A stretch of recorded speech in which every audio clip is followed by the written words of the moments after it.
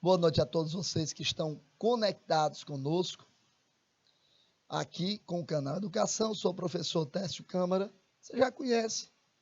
Toda quinta-feira nós estamos juntinhos aqui com o canal Educação. Satisfação muito grande em ter todos vocês aqui, tá bom? Um abraço a todos, uma galera aí deixa eu ver, Canavieira, Dom Inocêncio, PI 7 é o que, Santiago? PI 7, não sei, qual é o polo de PI 7? Descreve aí para mim, por favor. São Pedro do Piauí, e se é do PI 6 é o quê? Palmeira do Piauí. Um abraço a todos vocês, tá? Muito bem. Estamos começando a nossa aula de hoje. Esqueça se ele não te ama. Essa é boa, hein? Esqueça se ele não te quer. Rapaz. O Santiago começou com as gracinhas dele aí, Nilton. Não chore mais. Começou com as gracinhas dele aí, ó. Até impediu de eu cantar aqui hoje, Nilton. Como é que pode um negócio desse, rapaz? Bota na tela aí, bota na tela. Na tela que eu vou com essa saliênciazinha dele aí, tu tá vendo aí direito como é que é? Saliênciazinha aí do nosso amigo Santiago, tá vendo aí como é que é, né? Não chore mais, vem pra mim, vem, não sofra, não pense, não volte mais, meu bem. Essa música aí, ela foi cantada traduzido é Forget Him, significa esqueça-me, né?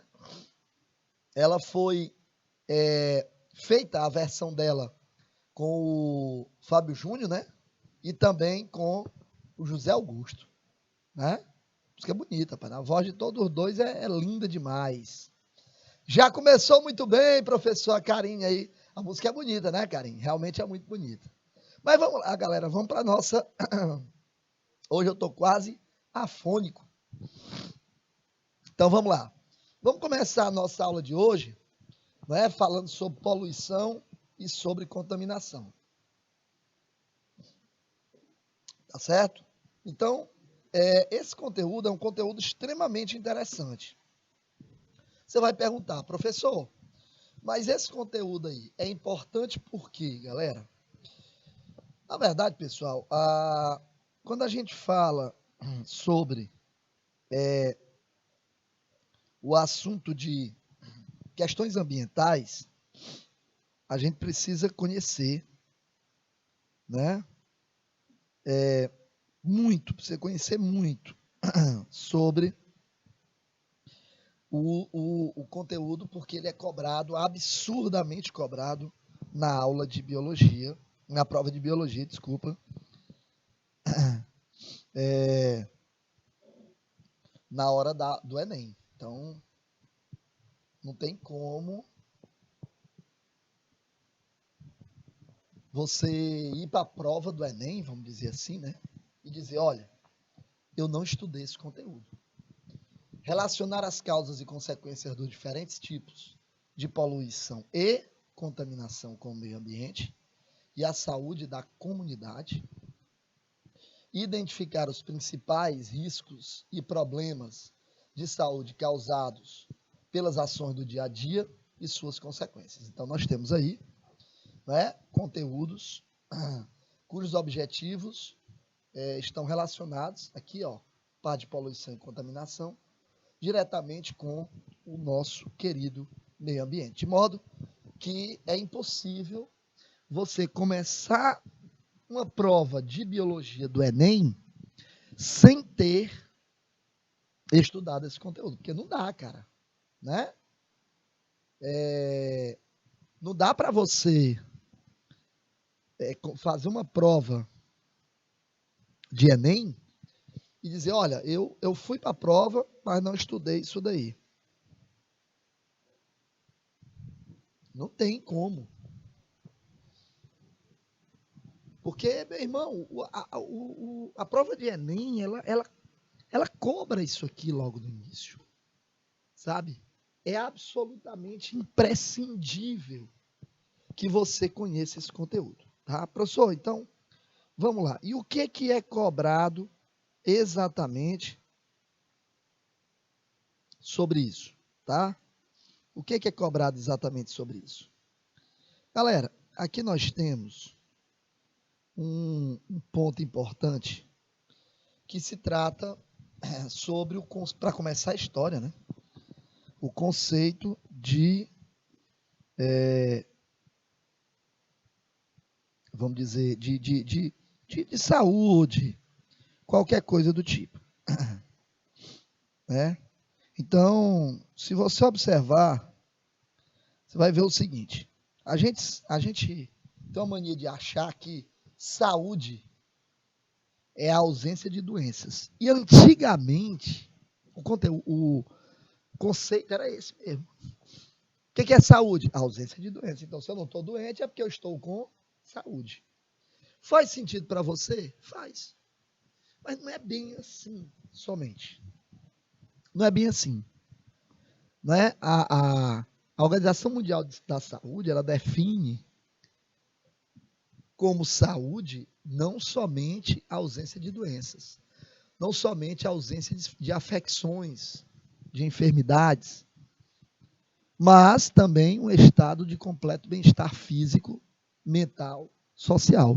Você pode não estar doente, aparentemente, mas você tem um forte problema mental, você não ter bem-estar físico, você não ter um bem-estar social, tá certo? E isso quer dizer muita coisa. Isso quer dizer muita coisa. Então, quando a gente fala de saúde, não é só ausência de doença, não. Beleza? Que fique claro isso daí. Então, a saúde é um estado de completo bem-estar físico, mental e social. Muito bem. Então, alguns outros pontos que são importantes. Vou falar agora sobre uma coisa chamada saneamento básico. Agora, aqui, saneamento básico, aqui a história é diferente.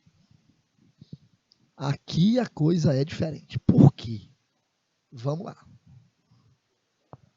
Pessoal, a ausência do saneamento básico, ela é sem sombra nenhuma de dúvidas um dos maiores fatores de promoção de doença no mundo inteiro.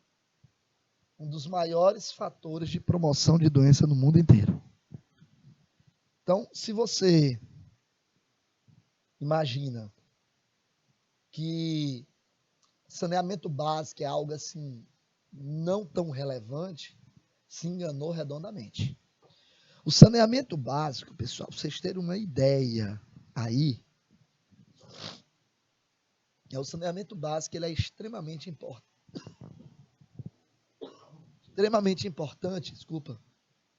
para você entender o início de muitas doenças que, na maioria das vezes, nem sequer deveriam existir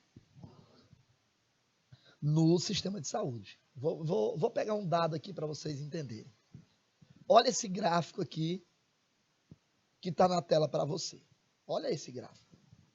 No gráfico, eu estou mostrando para você que de 2003, passando por 2009, chegando, tá certo, até 2015, nós tivemos aí percentual da população com acesso à coleta de esgoto. 2003, pouco mais de 30% da população tinha acesso à rede de coleta de esgoto. Pouco mais de 30%, chegava a 35%. Beleza. Então, o primeiro ponto é esse aí. Segundo ponto, aí vamos para 2009. Esse acesso cresceu para mais de 40%. Professor, não é muita coisa não, sabe, o aumento. Mas é melhor aumentar do que diminuir. Muito bem. Quando chega em 2015, a população passou de 40% para 50%. Pouco mais de 40%, né? De 40%, pouco mais de 40%. Para 50% em 2015. Esse é um dado, esse último dado aí, nós estamos falando de 2015. Muito bem. Então, isso significa, pessoal, que o acesso à coleta de esgoto aumentou muito.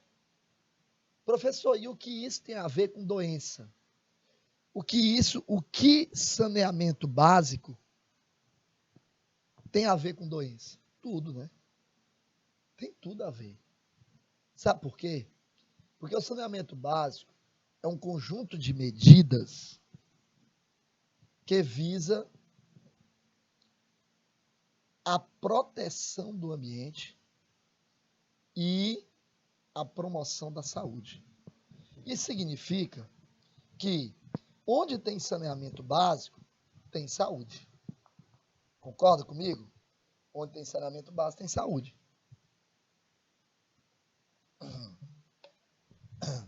Beleza? Então, significa que uma boa parte da população que hoje tem acesso da entrada a hospitais públicos, e isso quem me diz é o SUS, que é o Sistema Único de Saúde, boa parte da população dá entrada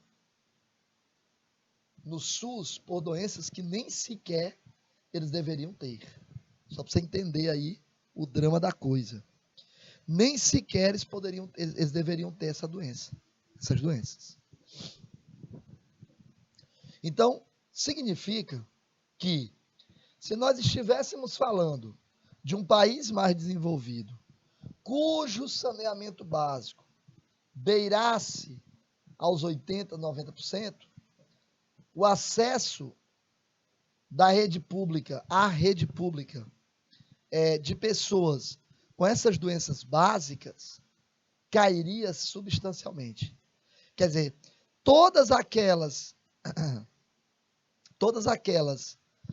problemas de saúde relacionados a questões básicas, nem sequer ia ser dada entrada na rede do SUS, Sistema Único de Saúde.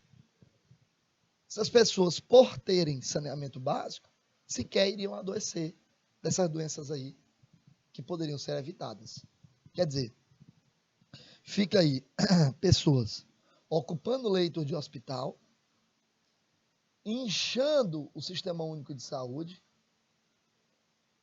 diminuindo a possibilidade de pessoas com enfermidades que realmente mereceriam maior número de maior atenção por parte da equipe médica, por parte do governo, para poder fazer esse tratamento. E por que isso acontece?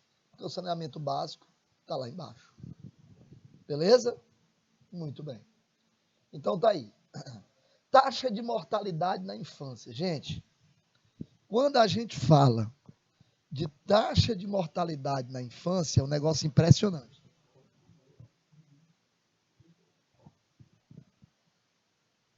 Então, imagina bem aí essa quantidade de indivíduos ainda na infância adoecendo e morrendo. Cara, imagina isso aqui. A taxa de mortalidade na infância, que era coisa para a gente nem estar aqui discutindo. Como assim, professor? Pessoal, a quantidade de pessoas, de crianças, que morrem, que não deveria morrer em razão dessas doenças mais simples, cara, é um negócio assim impressionante. Ó, eu vou pegar aqui dados de 1990 para comparar com dados de 2015. Olha a diferença que faz. Olha isso. Olha a diferença que faz você ter, por exemplo, saneamento básico. Olha o que ele colocou lá em cima. Número de óbitos em menores de 5 anos de idade no Brasil em 1990 e em 2015. Olha isso. E aqui eu coloco para vocês isso aqui, ó. A falta de saneamento básico aumenta a taxa de mortalidade na infância. A falta de saneamento. Ora, mas se causa problemas graves para pessoas adultas, se causa problemas graves para pessoas adultas, causa para idosos que são mais frágeis, né? E também para crianças. Também é outra, são dois grupos extremamente vulneráveis, né? Crianças e idosos. São dois grupos mais vulneráveis. Quem tem um idoso aqui no canal Educação, né, o Newton Mar, que ele, devido à sua idade já avançada, tem que ter muito cuidado com relação a esse tipo de doença. Graças a Deus ele mora num lugar que tem saneamento básico. E aí, por isso, ele não se preocupa com isso. Né? Porque esse tipo de doença é comum, né, no meio, já não acontece. Mas pessoas idosas e crianças, cara, imagina. Pessoal, 1990, 2015. Olha lá. Entre 180 e 200 mil crianças morreram em razão de menores de 5 anos e morreram em razão de não haver saneamento básico. E aí por isso aumentou a taxa de mortalidade. Quando eu passo para 2015, esse dado aqui, ó, tá aí, ó, nós passamos até o que aqui? Uma queda exagerada de 190 mil mortes para 40 mil mortes. Professor, o senhor não acha que esse número ainda é elevado?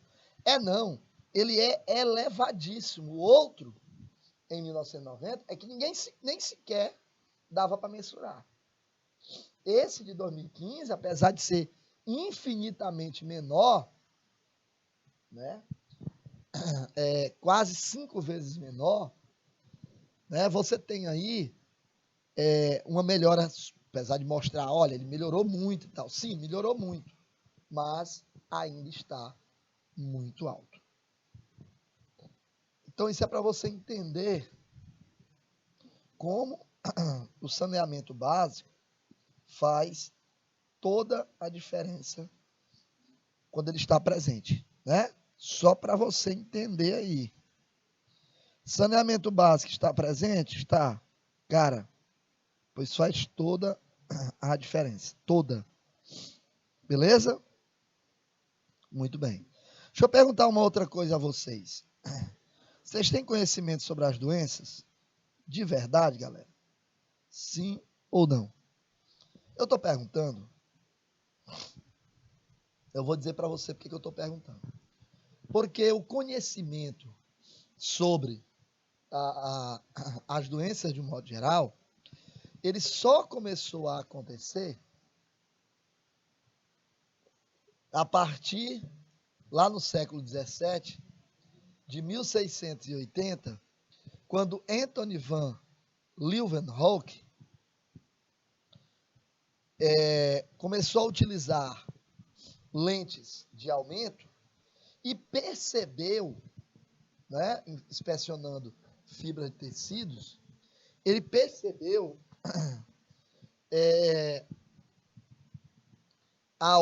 vamos dizer, ao aumento dessas lentes, a presença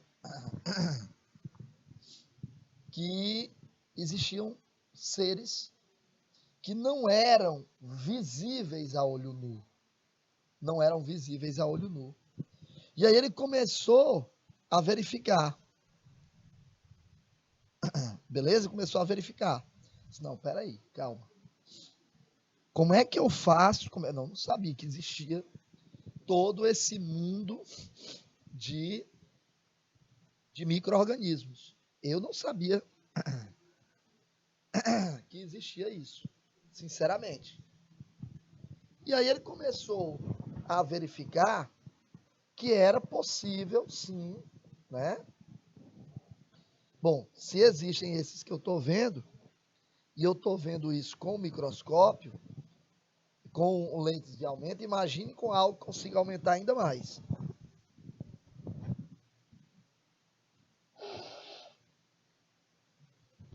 E aí ele começou a verificar que essas, vamos dizer, essas lentes de aumento, né? Elas tinham uma finalidade bem interessante. Então, Anthony van Leeuwenhoek é o cidadão por trás da descoberta dos micro-organismos, né? Beleza? Bom, aí na segunda metade do século XIX, cidadão francês, né? Louis Pasteur, ele começou, o cara é um cientista de primeira, cidadão que criou aí, esteve envolvido durante muito tempo, né? Com muita ciência, muita coisa voltada para a ciência, passou pelas mãos do Louis Pasteur, né? E aí, meu irmão, lá pela segunda metade do século XIX, o que ele fez? Ele demonstrou presença de micro-organismos em suco de uva. Como é que é, professor? Suco de uva? Ele demonstrou que no suco de uva havia micro-organismos, né? Seres microscópicos que ele não conseguia identificar no primeiro momento, mas que agora ele estava conseguindo identificar. Isso aí o quê? Nós estamos falando da segunda metade do século XIX. Lá na segunda metade ainda do século XIX, pouco mais à frente do nosso querido Louis Pasteur, um outro cidadão com cara careca, bigodão, cara de sério, né? Robert Koch, ajudou a comprovar que um tipo específico de micro-organismo causa um tipo definido de doença. Ou seja, eu tenho aqui esse micro-organismo e ele é responsável por essa doença. Porque assim, até então, não se conhecia nem sequer a existência desse mundo. Nem sequer a existência desse mundo microscópico. A partir do momento que passou a ter esse conhecimento, então começou-se a ter, a partir daí, a associação entre determinadas doenças que não se sabia de onde é que elas vinham e esses micro-organismos que não se sabia que existiam. Olha a relação aí, gente. Que coisa interessante, né? Olha a relação. E aí o Robert Koch ajudou a comprovar que cada um dos micro-organismos era causador de uma determinada doença. Então, esse aqui está relacionado com aquela determinada doença. E aí, pessoal, de lá para cá, o que houve de, vamos dizer, alteração relacionada às condições de saúde da população, quer dizer, uma maior preocupação por parte do governo, né, que passou agora a promover campanhas que eram voltadas para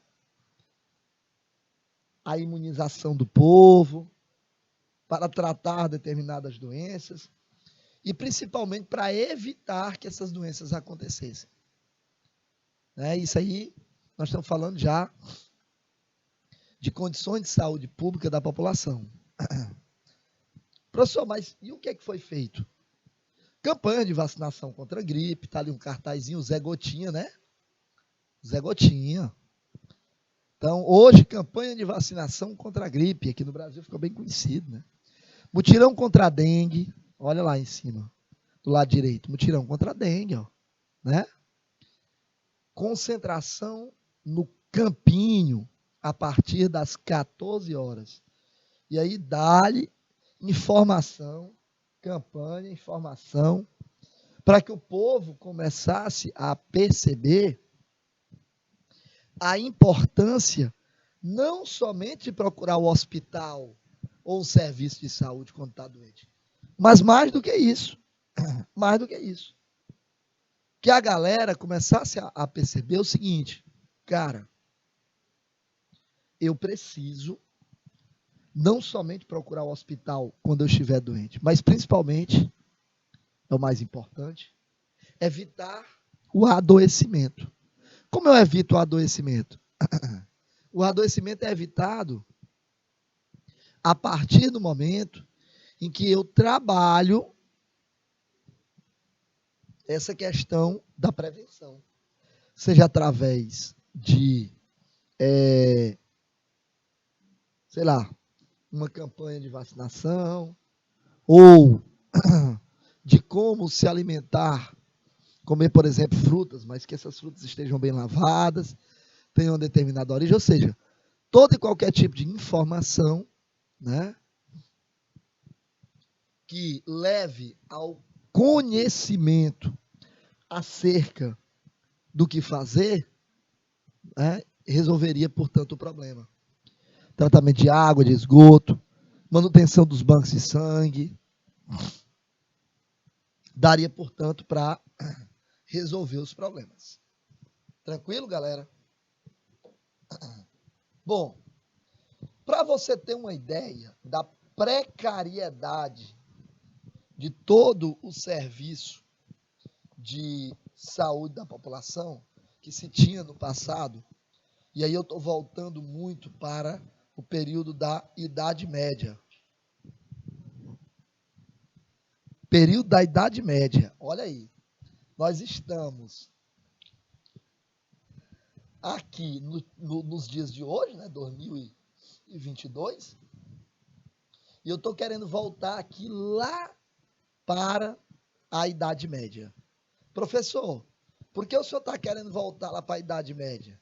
É porque lá na Idade Média nós tivemos um dos maiores problemas de saúde que a população mundial já presenciou.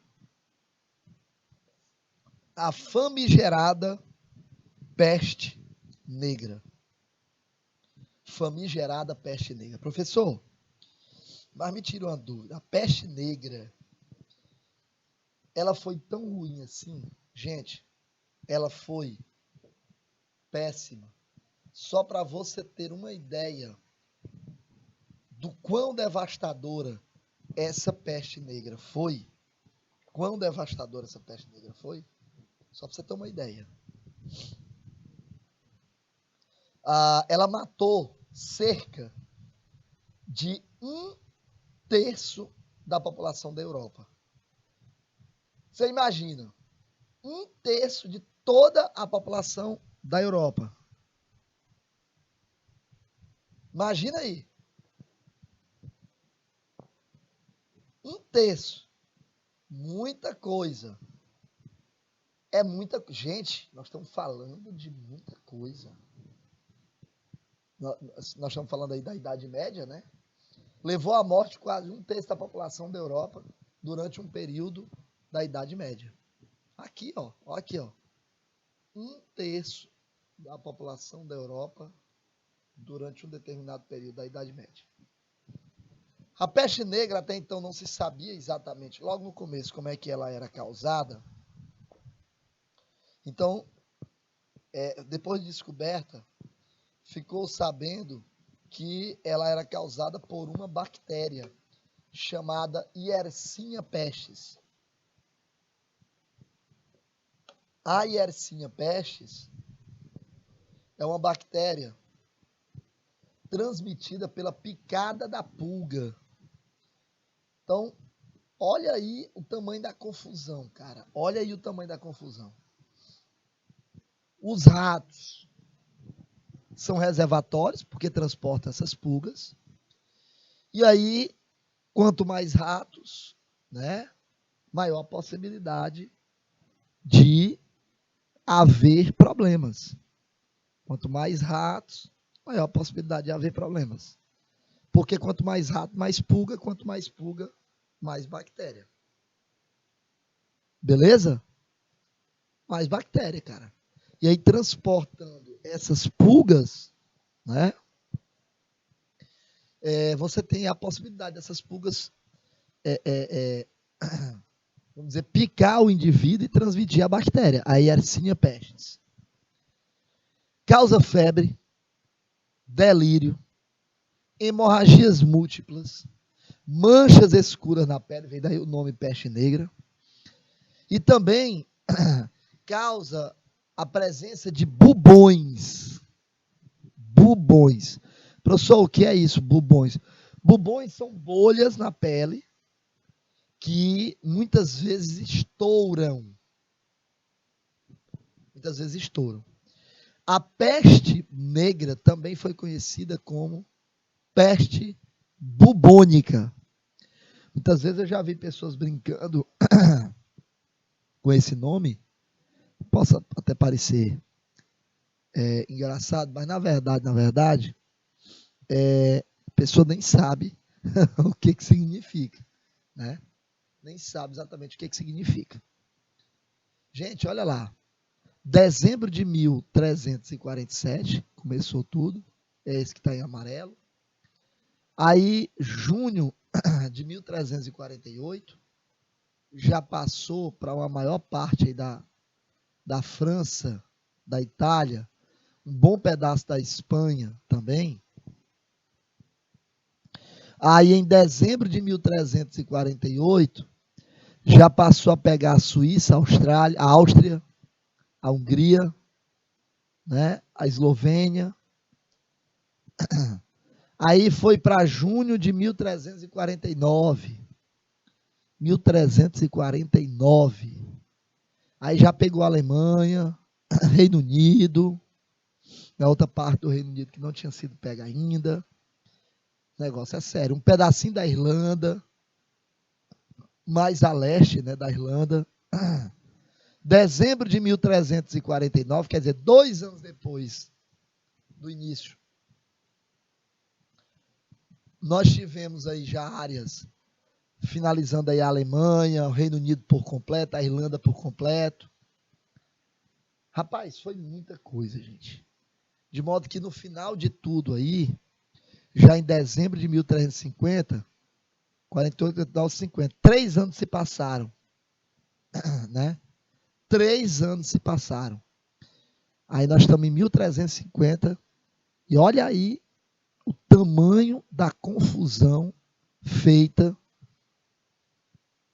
por conta de um organismo, um micro-organismo, né? Rapaz, isso é muito sério mesmo. E por falar em infecções, vamos falar das chamadas ISTs, falar de doença, né? Falar das ISTs. As chamadas infecções sexualmente transmissíveis. Professor, por que é importante tratar sobre isso? Ora, esclarecimento não quer demais. Questões do Enem cobrando esse assunto. E para completar, nós temos um conhecimento a respeito. Hoje é fácil demais você encontrar em qualquer lugar que você mexa ali na internet, mais simples que possa ser, você vai encontrar esse mesmo conhecimentozinho aí que você está vendo. Mesmo. Tá? Então, vamos lá. Infecções sexualmente transmissíveis. Tá aí. Primeiro, saber que essas são infecções, né, cujos agentes causadores são transmitidos principalmente por meio do contato sexual. Então, quando a gente fala de infecção sexualmente transmissível, quer dizer que essa infecção ela é transmitida através do sexo. Então, seja qual for a forma do sexo, oral, vaginal, anal, seja qual for a forma do sexo, não importa. Mas ela é transmitida através do ato sexual. Daí o nome, infecções sexualmente transmissíveis. Tá? Primeiro ponto é isso. Você precisa saber, né? Aí não tem como você não você desvincular isso daí, esse conhecimento, tá? Primeiro ponto importante. Segundo ponto, pode ser transmitido de outras formas? Pode, sem ser necessariamente pelo sexo. Algumas dessas doenças, elas podem ser transmitidas através do sangue ou de secreções, alguns tipos de secreções, pode. Tá? Mas elas são predominantemente transmitidas a partir do contato sexual. Beleza? Show de bola. Muito bem. Então, nas relações sexuais, né, elas podem ser prevenidas através do uso de preservativo. O que você faz de método contraceptivo evita o bebê, mas não evita a infecção em si. Isso não, tá? Isso daí não. Tranquilo, galera? Muito bem. Então tá aí, ó. Antes denominadas doenças sexualmente transmissíveis, DST, então hoje é chamado de IST, infecções sexualmente transmissíveis. Apenas uma mudança para a gente poder entender mais ou menos que é melhor tratar de infecções ao invés de doenças. Pode se manifestar por meio de feridas, corrimentos, verrugas, no ânus ou nos órgãos genitais. Em alguns casos, as feridas e manchas aparecem em outras partes do corpo, como a palma da mão, nas mãos, né, olhos e língua. São transmitidas principalmente por meio do contato sexual com uma pessoa que esteja contaminada, sem uso de preservativo, e qualquer alteração dos órgãos genitais ou em outras partes do corpo deve ser relatada ao médico para que ele faça o diagnóstico correto e prescreva o tratamento adequado. Quer dizer, professor, eu tenho vergonha, eu acho que não é legal. Não existe isso, gente. Não existe isso. Uma coisa que num primeiro momento poderia ser facilmente tratada, se não tratada a contento e a tempo, né, ela pode se transformar lá na frente em um problema maior. Então tem que ter muito cuidado. Muito cuidado. Não funciona dessa forma, gente. Não funciona dessa forma. É melhor você ir ao médico, ele faz ali o exame. Se ele achar necessário, ele solicita, ele faz o exame clínico. Se ele achar necessário, ele solicita um exame complementar, né? Por exemplo, um exame de sangue ou algo do tipo, né? E aí ele chega a um diagnóstico. E daí, então, ele começa a fazer o quê? O tratamento. Tá?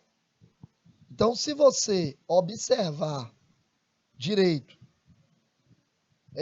esse tipo de problema acontecendo, por favor, vá ao médico, procure o médico o mais rápido possível para poder você começar o tratamento quanto antes. Beleza? Bom, corrimentos aparecem no pênis, na vagina, no ânus. Pode ser esbranquiçado, pode ser esverdeado ou amarelado. Tem que ter cuidado. Vai depender da IST, da infecção sexualmente transmissível. Que tipo de doença você está? Que tipo de infecção você está? Qual é o tipo específico dessa infecção? E a partir daí, existe a manifestação de sintomas. Com a manifestação dos sintomas, e aí só quem pode dizer isso é você, olha, eu estou percebendo que existe dor ao urinar, coisa do tipo. Então, aí você vai, evidentemente, né, baseando-se naquilo que você observou, relatar para o seu médico. Provoca dor ao urinar, coloquei aí. Nas mulheres, quando é pouco corrimento, só é visto em exames ginecológicos, tá? E são as mais diversas formas, as mais variadas formas de manifestações de sintomas. Volto para mim. 3 minutinhos de intervalo e eu volto na sequência. Até já.